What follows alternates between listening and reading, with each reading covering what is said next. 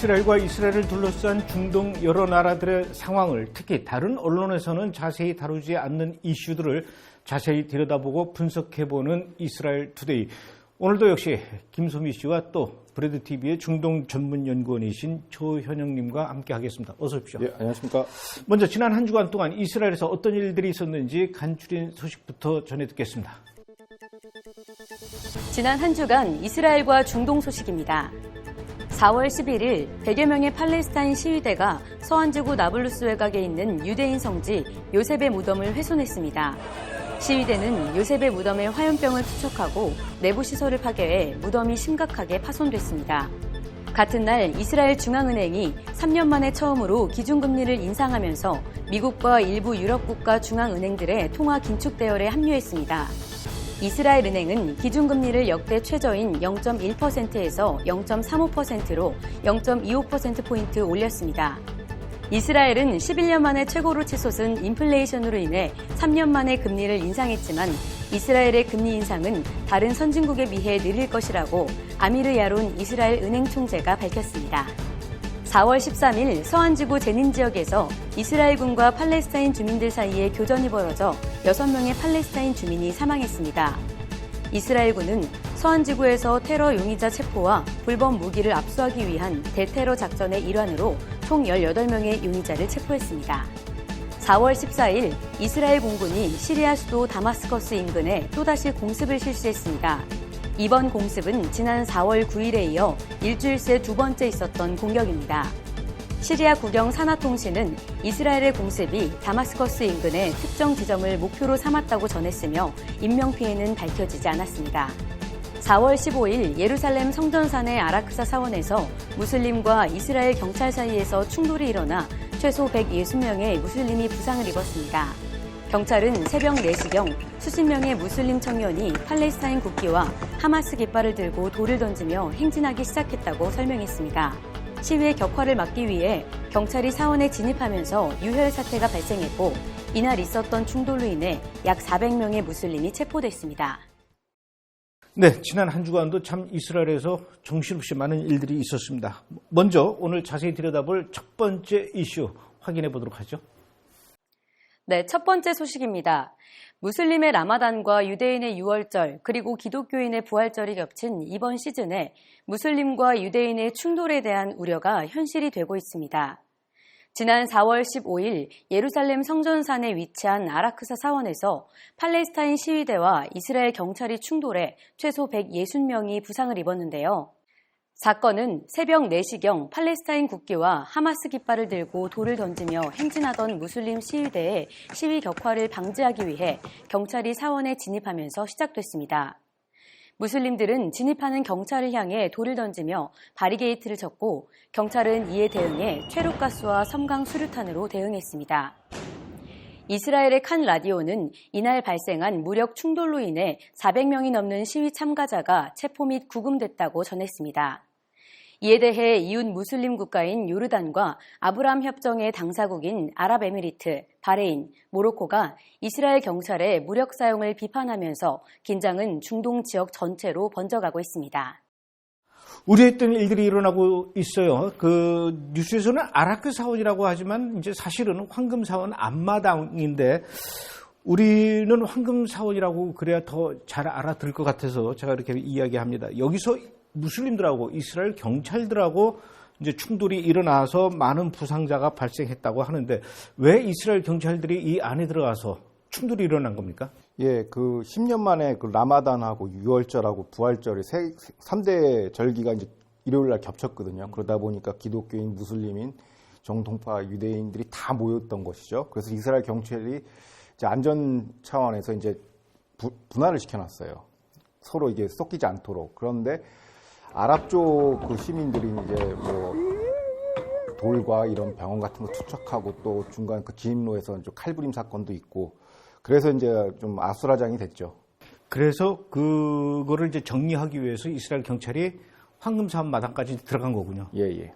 제가 이제 그쪽 그 지역을 잘 아는데 예루살렘 올드시티라고 해가지고 굉장히 골목이 좁아요. 거기가 이제 2000년 전에 예수님께서 십자가를 지고 하신 이제 비아 돌로로사도 그쪽 길에 일부분이 있고 또 무슬림들이 예루살렘에 있는 무슬림들이 이 라마단 기간 동안 계속해서 황금 사원 안으로 들어가는데 그 황금 사원으로 들어가는 그 골목길과 지금 많은 그 성지 순례객들이 들어가는데 그분들이 이 비아 돌로로사 길을 통해서 그 성지 순례를 하고 또 결정적으로 정통 유대인들이 이 골목길을 같이 이용해서 통과해야 유대인의 최고 성지라고 하는 그 통곡의 벽에 이제 가게 되거든요. 그러다 보니까 그 좁은 골목에 폭이 한 2, 3m 되는 좁은 골목에 무슬림들, 정통 유대인들, 기독교인들이 지금 막 뒤섞여서 아수라장이 되니까 거기서 이제 충돌이 일어났고 이스라엘 경찰들이 그것을 정리하기 위해서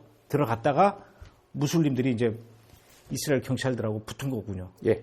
근데 굉장히 이 충돌이 과격했나 봐요. 보도에 따르면은 이제 돌도 많이 던지고 그 다음에 칼 브림스 사건도 나고 뭐 등등 여러 가지 좀 유혈 사태가 좀 난 것 같습니다. 그래서 이게 또 작년 5월에 있었던 이제 가자와의 전쟁의 어떤 촉발이 되지 않았습니까? 그것 때문에 이제 이스라엘 현지에서는 이제 촉각을 곤두세우고 있는데요. 이제 일단 이스라엘 정치권 반응을 보면은 라암 정당이 이제 이슬람 정파지 않습니까? 이제 자체적으로 이제 하마스나 팔레스타인으로부터 압박을 받고 있어요. 연정 탈퇴하고 같이 이제 동참해라. 그러니까 하마스는 이제 약간 선동하고 있죠. 지금 에스컬레이트를 시키면 긴장 고조화 시키려고 하는데 이스라엘 정부와 이제 저쪽 이집트 쪽은 이제 하마스를 이제 자제시키고 있어요. 좀 긴장 완화를 시키기 위해서 했고 18일자 기사를 보니 라암 정당이 2주간 크네세트랑 이제 일정을 연기한다고 하더라고요. 그들 표현을 프리즈라고 이제 동결이라 했는데 참여 안 한다는 거죠. 왜냐하면 성명을 낼 수밖에 없거든요. 이 사태에 대해서. 그러면 아랍 쪽을 편을 들든 이스라엘 쪽을 편을 들든 아니면 중립을 하든 좀 입장이 난처하다 보니까 2주간 프리즈를 한다고 합니다. 그래서 그게 이제 어떻게 구성됐냐 보니까 라피드 외무장관과 베네트 총리가 3자가 이렇게 협의해서 이런 식으로 좀 긴장 완화하는 방식으로 가자라고 지금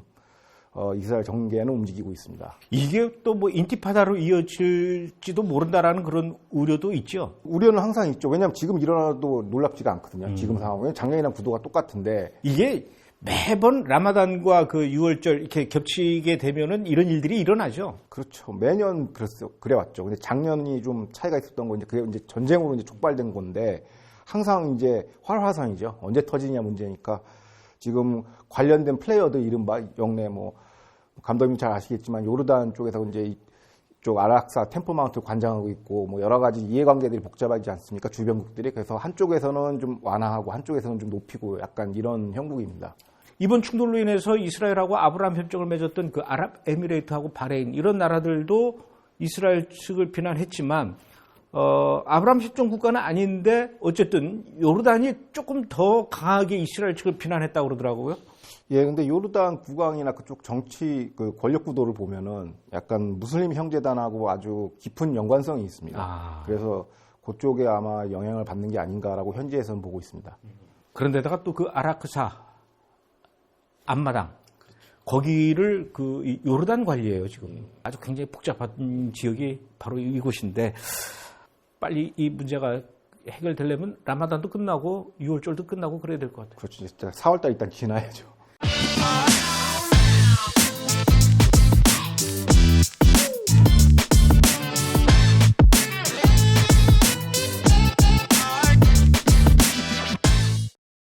두 번째 이슈 또 알아보도록 하겠습니다.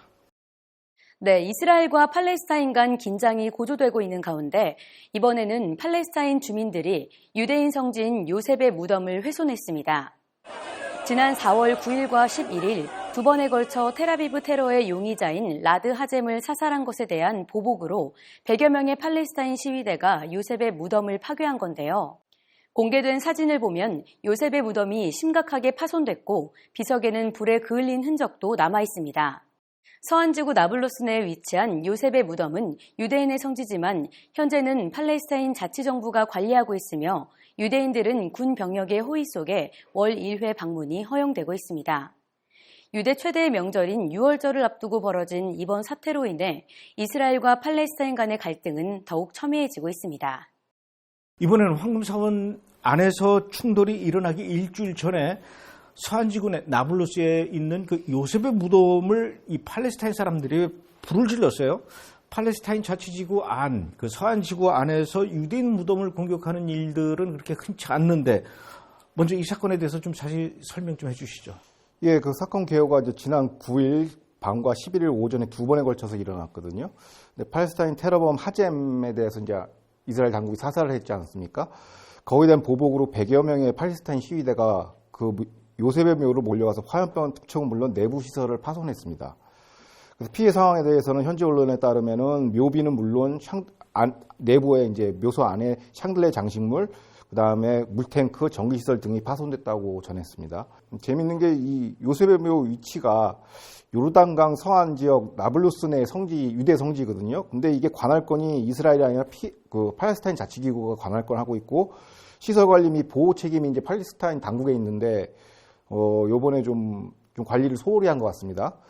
그리고, 근데 또 이례적인 게, 요번에는, 이스라엘 당국이 지난 13일 날 오전에 바로 그냥 시설보수팀과 문화재 복원팀을 신속하게 투입해가지고 이제 복구의 작업에 들어갔다고 하고요. 팔레스타인 자치기구 관련 지역이고 또 시위가 빈번하고 위험 지역이다 보니까 IDF의 경호 속에서 복구 작업이 진행했다고 합니다. 그러니까 이스라엘 군이 외곽 경계를 쓰고 있는데 이 과정에서 시위대와 또 충돌이 일어나서 팔레스타인 한 명이 사망하고 최소 17명이 다쳤다고 현지의 언론은 보도하고 있습니다. 근데 계속 지금 희생자가 지금 늘어나고 있어요.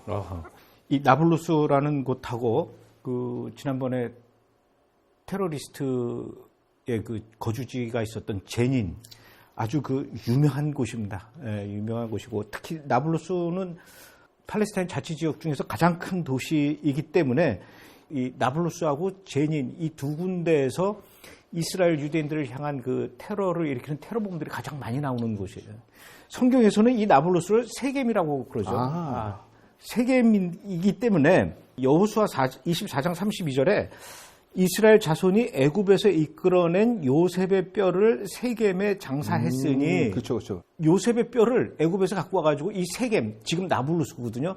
그래서 거기다 장사를 했기 때문에 거기다 요셉의 무덤이라고 이제 우리는 알고 있는데 팔레스타인 사람들은 거기가 요셉의 무덤이 아니라 다른 무덤이다 이렇게 또 주장한다면서요? 예, 그리고 그 앞서서 이제 이게 첫 번째가 아니라 세 번째예요. 지난 2000년도에 있었고 2015년도에도 방화 파손이 있었는데 이번에 세 번째인데 똑같은 장소에. 예, 팔레스타인들은 이제 말씀하신 것처럼 이슬람 지도자인 유세프 다윗 카트로 믿고 이슬람 사원으로 이제 이걸 만들려고 했습니다.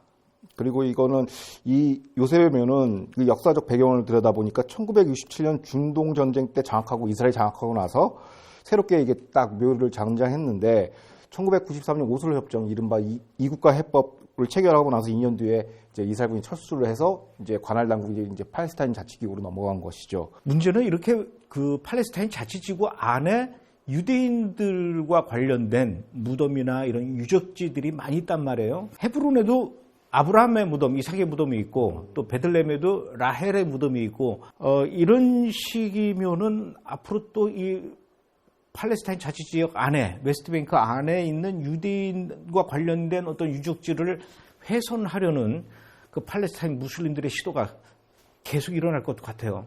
안 그래도 이제 베니 간츠 국방장관이 이제 PA 당국에 강력하게 유감을 표현했고요.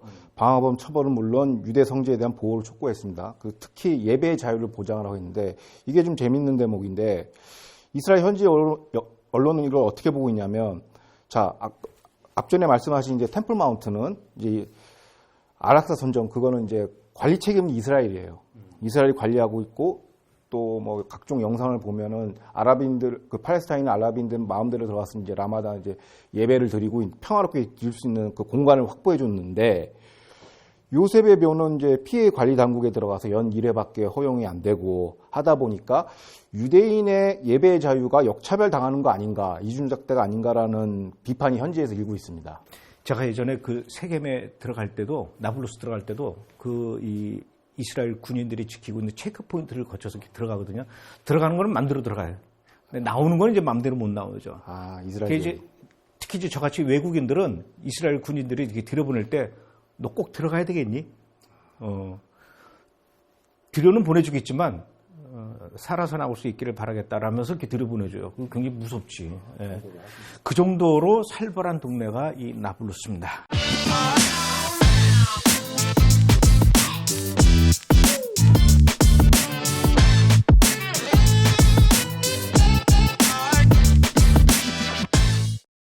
자, 이제 세 번째 이슈 또 알아보겠습니다.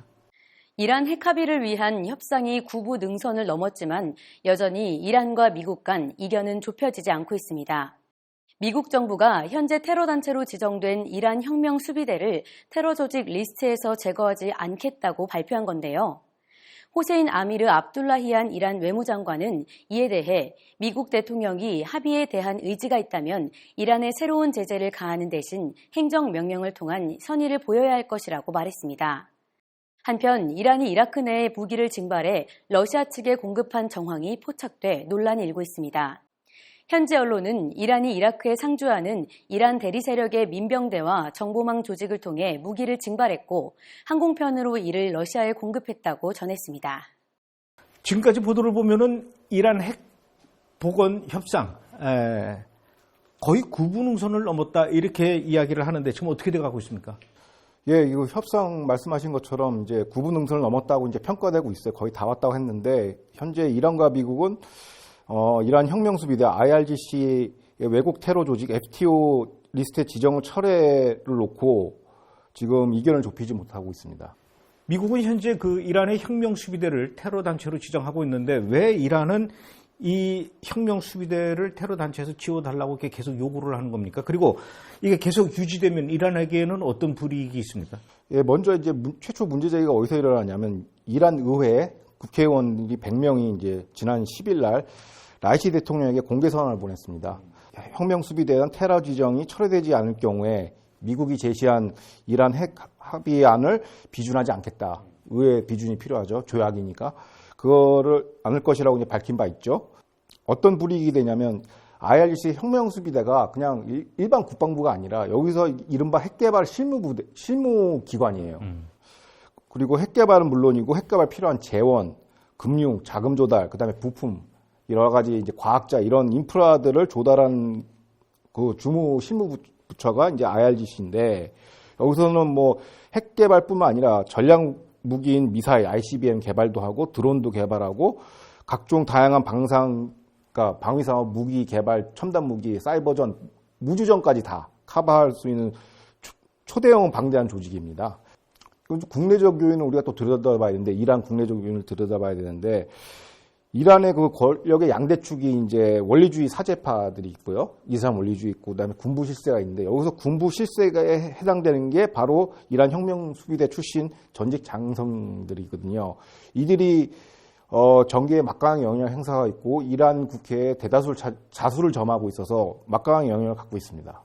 그러면은 이란의 그 혁명 수비대를 테러 단체로 지정하는 거는 당연한 걸로 보이는데 미국이 그렇게 하고 있는 거에 대해서 이스라엘이 오히려 미국을 향해서 이란의 그 핵 협상 복원을 위한 꼼수를 부리는 것이다 이렇게 얘기를 하고 있어요. 그게 왜 꼼수입니까? 약간 용어 혼란 전술인데요. 그 핵심이 이제 IRGC 제재 유무냐 이게 철회냐 아니냐가 핵심 지금 그것만 해결되면 이제 핵 합의가 복원이 되는데 로버트 말리 미국 이란 핵 협상 대표단이 IRGC 테러 지정을 철회하는 조건으로, 그러니까 이란을 만족시키는 조건으로 대신에 IRGC 예하 부대인 쿠두스군 정예군을 제재를 이제만 유지한다라는 방침을 내놨어요. 근데 실제로 이제 미 합참의장이 지난 4월 8일 날 미 의회에 출석해서 IRGC 산하 쿠두스군의 제재는 유지 입장을 밝혔습니다. 여기에 대한 이게 왜 용어 혼란 전술이냐? 이거 비전문가들이 보면 IRGC가 앞에 있으니까 그냥 다 그냥 제재 하나보다라고 했는데 사실상 IRGC의 국방부라고 치면은 부대 하나만 제재를 유지한다는 방침이에요.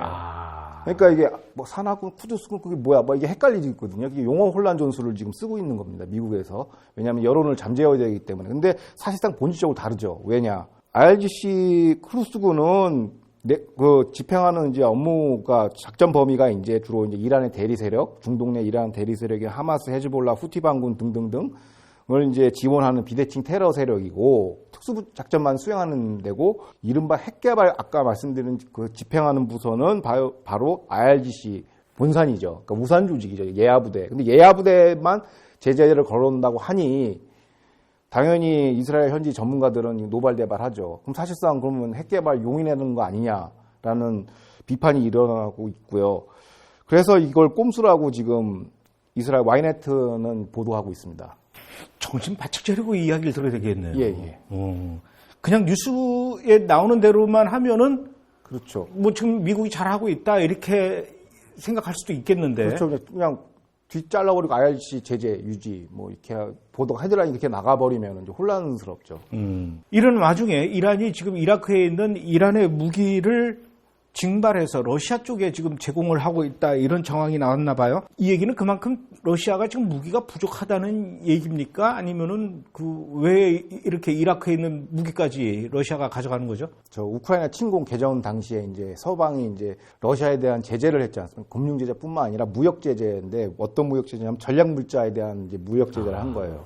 그 전략 물자라는 게 뭐냐? 무기에 소요되는 부품 여러 가지 화학 물질 등등등 포함되어 있기 때문에 그래서 러시아가 생산기지가 있긴 하지만 방산을 할 수 있지만 이제 막혀 있으니까 빨리 전쟁 기간에는 이거를 군수물자를 이제 순환을 시켜줘야 되는데 약간 그게 홀드업이 됐나 봐요.